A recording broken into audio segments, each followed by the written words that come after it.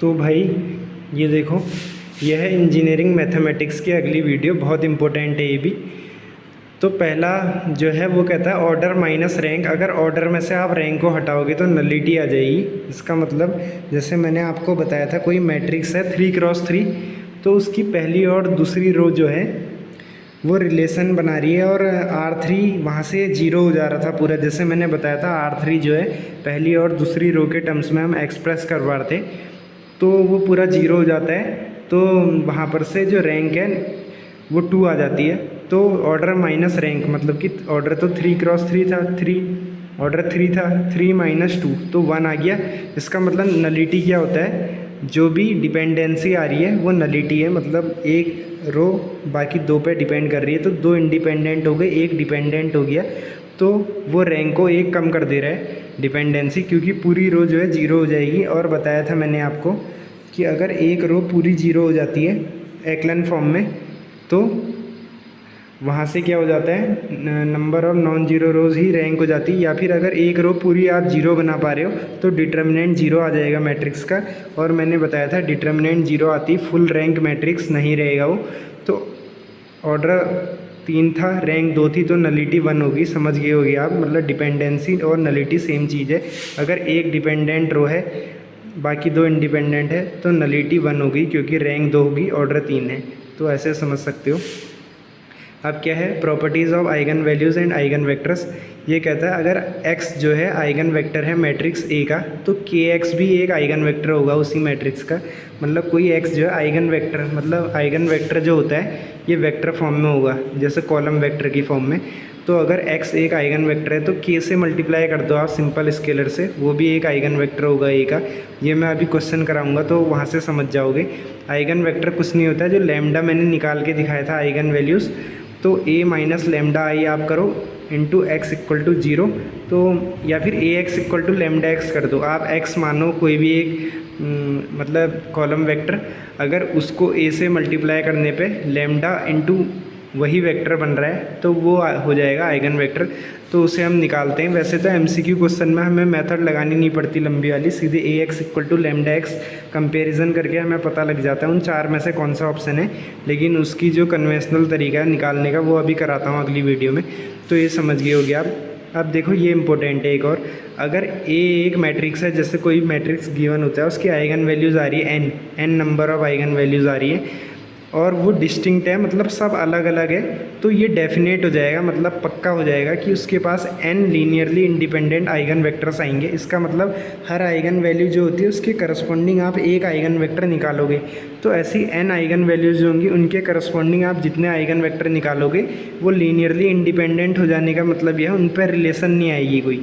जैसे मैंने बताया था पहला रो और दूसरी रो पे डिपेंड कर रहा है तीसरा, तो ये अगर उनका कोई भी linear relation not equal to 0 बन जाएगा। कोई भी कॉम्बिनेशन आप लो स्केलर k1 k2 k3 और मतलब ये वेक्टर आप ले रहे हो, जैसे मैंने बताया था R2 + R1 equal to R3, ये एक रिलेशन बन गया। तो R2 + R1 - R3 equal to 0, तो इसमें k1 k2 1 हो गए और R3 का जो कोफिशिएंट है -1 हो गया, वो 0 हो जा रहा है। तो वहाँ पर लीनियरली इंडिपेंडेंट नहीं हुआ, डिपेंडेंट हो गया। लेकिन यही अगर नॉन जीरो हो जाए, कोई भी कॉम्बिनेशन आप लो k1 k2 kn का, बस 0 नहीं होना चाहिए सबके सब, उसके अलावा कोई भी बनेगा ही नहीं।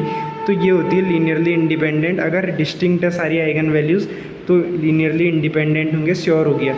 लेकिन अगर यही आइगन वैल्यूज जो है नॉट डिस्टिंक्ट है, यानी सब अलग अलग नहीं है, कोई भी दो सेम आ गई मान लो, तो उससे मे और मे नॉट भी लीनियरली इंडिपेंडेंट, तो फिर मे आ जाएगा। मतलब पॉसिबिलिटी है कि इंडिपेंडेंट भी हो सकते हैं, डिपेंडेंट भी हो सकते हैं, तो पक्का नहीं होगा कुछ। लेकिन वही अगर डिस्टिंक्ट है तो पक्का हो जाएगा कि लीनियरली इंडिपेंडेंट है। अब देखो अगली थ्योरम है कि सिमेट्रिक मैट्रिक्स जो होता है ना, उसकी सारी आइगन वैल्यूज़ रियल होती है। उसका मतलब A equal to A transpose अगर होगा कोई मैट्रिक्स का तो सारी आइगन वैल्यूज़ रियल हो जाएगी। और स्क्यू सिमेट्रिक की प्योरली इमेजनरी या जीरो होती है आइगन वैल्यूज़। तो याद रखना आप ये चीज़। अब देखो ऑर्थोगोनल मैट्रिक्स जो होता है, ऑर्थोगोनल क्या होता था, A transpose equal to A inverse हो जाता है। तो A into A transpose equal to I जो होता है वो फॉलो करेगा A transpose equal to I, क्योंकि A transpose equal to A inverse. तो इसके जितने भी कैरेक्टरिस्टिक रूट होंगे, मतलब इसकी आइगन वैल्यूज जो होंगी उनका मैग्नीट्यूड 1 आएगा, मॉड्यूलस यूनिट मॉड्यूलस मतलब मैग्नीट्यूड 1 आएगा। मॉड्यूलस मतलब उसमें लगा देंगे मॉड हम, तो उसका मॉड जो होगा 1 होगा। अब देखो properties of eigen values, properties ये हैं कि अगर ए जो है उसकी आइगन वैल्यू लैम्डा है तो के ए मैट्रिक्स अगर आप बनाओगे के इंटू ए मैट्रिक्स तो उसकी आइगन वैल्यूज़ के लैम्डा आएगी। के एक स्केलर है और अगर ए की आइगन वैल्यू लैम्डा है तो ए इन्वर्स की 1 बाय लैम्डा होगी। अगर ए की वैल्यू लैम्डा है आइगन वैल्यू तो एडजॉइंट ऑफ ए की हो जाएगी determinant of A by lambda. बहुत इंपॉर्टेंट है ये वाली प्रॉपर्टीज़ जो बता रहा हूँ। और अगर ए की आइगन वैल्यू लैम्डा है तो ए टू दी पावर के आप करो, मान लो ए स्क्वायर आप कर रहे हो तो उसकी आइगन वैल्यू लैम्डा स्क्वायर आएगी।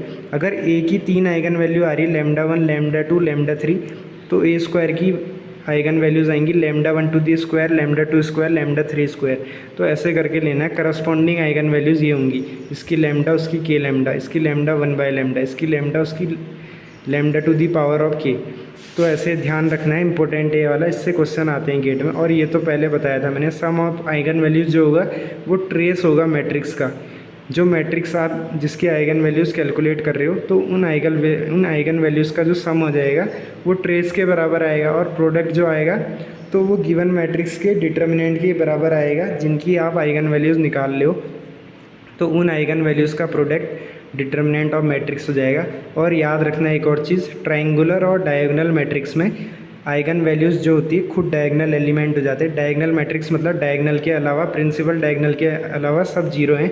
और ट्रायंगुलर मतलब अपर ट्रायंगुलर या लोअर ट्रायंगुलर, ये बताया था मैंने। तो उसकी आइगन वैल्यूज़ जो है डायगोनल एलिमेंट खुद हो जाते हैं। तो डिटर्मिनेंट उसका अगर निकालना है सीधे प्रिंसिपल डायगोनल के एलिमेंट को मल्टीप्लाई कर दो, वो आपको डिटर्मिनेंट दे देगा ये। क्योंकि आपको पता है product of eigen values he determinant होती है मैट्रिक्स का, और उनकी जो डायगोनल एलिमेंट होती है वही आइगन वैल्यू बन जाती है। अगला एक और चीज़ है कि बी और ए मैट्रिक्स को हम सिमिलर बोलते हैं। अगर पी एक ऐसा मैट्रिक्स वहाँ पे एग्जिस्ट कर रहा है जो नॉन सिंगुलर है, जिसका डिटर्मिनेंट जीरो ना हो, और बी जो है पी इन्वर्स ए पी के बराबर आ रहा है, या फिर अगर ए आ रहा होता पी इन्वर्स बी पी तो ये सिमिलर हो जाते। तो पी ऐसा नॉन सिंगुलर मैट्रिक्स एग्जिस्ट करना चाहिए जिसके लिए B equal to P inverse A P आए, तो उन्हें हम कह देंगे सिमिलर। तो भाई ये वीडियो इम्पोर्टेंट है, ये प्रॉपर्टीज़ वाले पोर्शन से क्वेश्चन आ रहा है बहुत बार और आता रहा है। ये वाला जो है ये तो मोस्ट इम्पोर्टेंट है, इससे तो आएगा ही आएगा, प्रॉपर्टीज़ ऑफ आइगन वैल्यूज से, ये वाले पोर्शन से, ये वाले पोर्शन से पूरा तो इम्पोर्टेंट है, इसको ज़रूर नोट कर लें। इस वीडियो को अब अपलोड कर देता हूँ। Thank you.